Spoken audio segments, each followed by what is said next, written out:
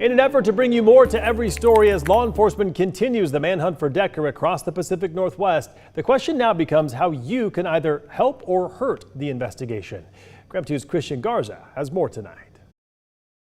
The main messaging agencies spearheading the manhunt want viewers to understand is that if you have a tip, it has to be something that you see firsthand, not text, not rumors, or something that you might have seen online.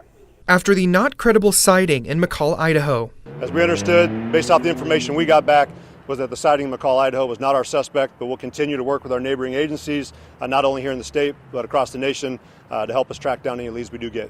Sheriff Mike Morrison with Chelan County is doubling down on where people can find both new information about the investigation and where people with potential information about Decker's whereabouts can submit a tip. We are feeling optimistic thanks to our Marshals Department that has come through and tracked down some good leads that we feel are giving us more of an insight into Travis's mindset, where he may have not gone or may have gone to. At this time, Chelan County Sheriff's Office says for everyone living in or with cabins in remote counties surrounding Chelan to stay vigilant because Decker is still on the run and well versed in surviving in this environment. As agencies comb through the area around the Rock Island campground, people with property in those areas are asked to lock all their doors and outbuildings, leave window blinds open, and outside lights on.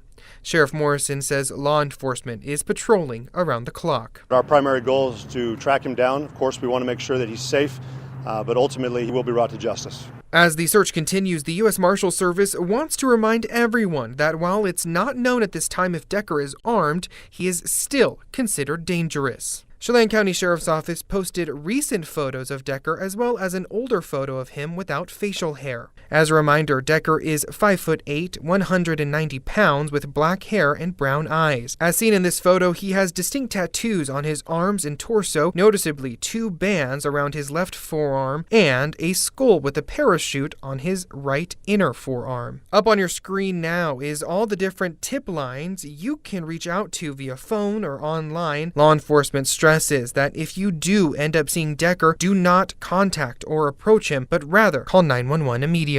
Travis, if you're out there seeing us, we'd like you to turn yourself in. We want a peaceful resolution to this, but we're not going to relinquish our efforts and giving up any effort that we can proceed to track you down. Again, we have those links to submit a tip online and all of those phone numbers up on our website, KREM.com.